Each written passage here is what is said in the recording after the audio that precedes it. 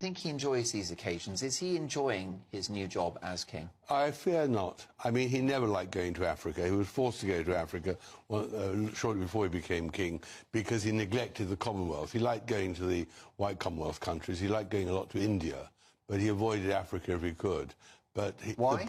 Well, he just didn't find it culturally very interesting, whereas he was very interested in the culture of India. And the real truth is, Camilla doesn't like travelling long distances. I think he does find it very difficult now. He doesn't look as if he's enjoying the job, having waited so long for it. But in the end, you see, the Commonwealth will fall apart unless he works hard. Hello, I'm Mike. Welcome to my channel. Prince Archie and Princess Lilibet, born into a world of royal expectations, represent a new chapter in the evolving story of the British monarchy. Their lives, though partially lived away from the spotlight of Buckingham Palace, remain intrinsically linked to the crown. As the children of Harry and Meghan, they navigate a unique path, straddling two continents and two very different cultures. Their upbringing is a blend of British heritage and American freedom, a testament to their parents' desire to forge their own destiny. They live in California, enjoying the sunshine and relative anonymity that the Golden State offers. But despite the distance, they remain tied to the British crown as King Charles's grandchildren, holding a place, however complex, within the royal family tree. This connection necessitates certain formalities, including the possession of British passports. Therefore, their quest for British passports, what should have been a routine process for most, quickly became a surprisingly drawn-out ordeal, filled with unexpected hurdles and frustrating delays. The delays weren't just bureaucratic, they hinted at deeper issues at play. They raised questions about the children's royal status and identity, forcing a re-evaluation of their position within the established order. The inclusion of HRH titles, signifying their royal bloodline, and the choice of surname, representing their family identity, became unexpected sticking points, sparking debate and adding layers of complexity to the application process. These seemingly minor details were, in fact, deeply symbolic, representing their place within the royal family and their connection to the line of succession. For Harry and Meghan, this was about more than just filling out paperwork and navigating bureaucratic red tape. It was a fight for their children's rightful recognition, a battle to ensure their identities were acknowledged and respected. The struggle underscored their unwavering determination to protect Archie and Lilibet's heritage and secure their rightful place in the world, regardless of the challenges they face. The agonizing wait for the passport stretched on, each day feeling like an eternity. 6 months had now passed since the initial application, a period far exceeding any reasonable expectation. The family's travel plans hung precariously in the balance. This was far longer than the usual 3 weeks processing time quoted by the passport office. Questions began to arise about the reasons behind the extraordinary delay. Was it mere bureaucratic inefficiency or something more deliberate? Reports began to surface suggesting that officials were hesitant, particularly over the use of HRH titles on the documents. The situation was becoming increasingly complex and politically charged. Whispers circulated that King Charles himself was allegedly reluctant to grant these titles, adding another layer of intrigue to the already frustrating situation. The internal debates within the palace seemed to be directly impacting the passport process. Compounding the problem, a last-minute cancellation of a fast-track appointment, which had offered a glimmer of hope, only added to the family's woes. The rug had been pulled out from under them at the last moment. The cancellation was officially blamed on a vague systems failure, a justification that many found difficult to believe, given the circumstances. The explanation felt inadequate and raised further questions. This explanation only deepened suspicions about the true reasons behind the delays and cancellations. Was there a deliberate attempt to obstruct the process?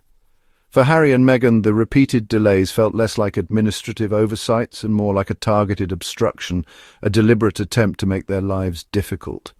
The situation was fueling anxiety and frustration, creating a climate of uncertainty and making it impossible to plan for the future with any confidence. The lack of transparency and clear communication left the family feeling increasingly isolated, as if they were being deliberately kept in the dark. They felt unfairly treated, as if different rules applied to them compared to other members of the family or the general public. The entire ordeal became a potent symbol, representing something far larger than just a simple passport application. It was a stark reminder of the ongoing challenges they faced as they navigated their new lives outside the royal fold, constantly battling perceived slights and systemic obstacles. For Harry, retaining the HRH titles was far more than a matter of personal pride or royal tradition. It represented a crucial element in securing his children's future. It was about giving his children future choices, the freedom to decide their own paths, unburdened by predetermined expectations. This included the option of embracing royal duties, should they choose to do so, with all the responsibilities and privileges that come with it.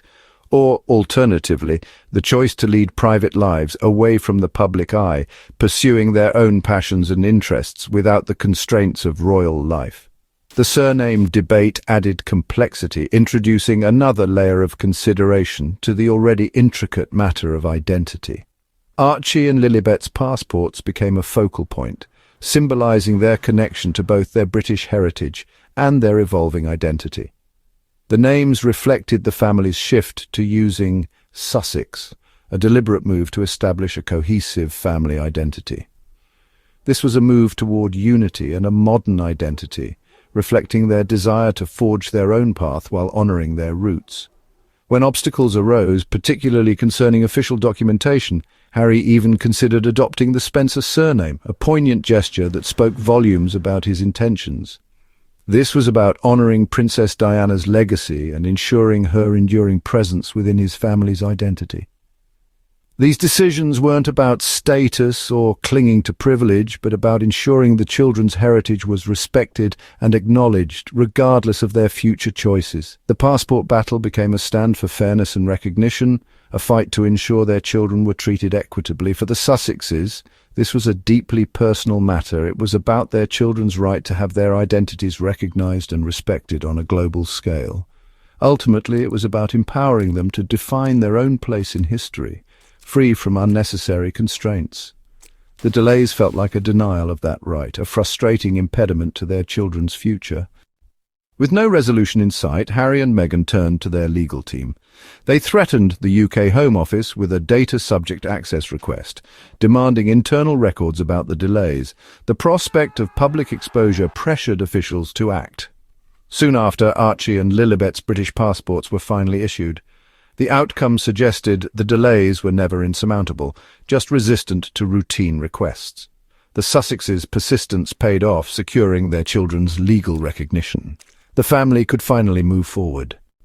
Buckingham Palace denied any involvement by King Charles or his aides, insisting the Home Office handled the matter. The official denial contrasted sharply with the Sussexes' experience, highlighting ongoing tensions. For many, the episode validated Harry and Meghan's claims of institutional obstacles. The legal victory reinforced their narrative of fighting for fairness. The passport saga became another chapter in their complex relationship with the monarchy. Through it all, global supporters stood by the Sussexes. Their determination and your support remains vital as they navigate their unique path.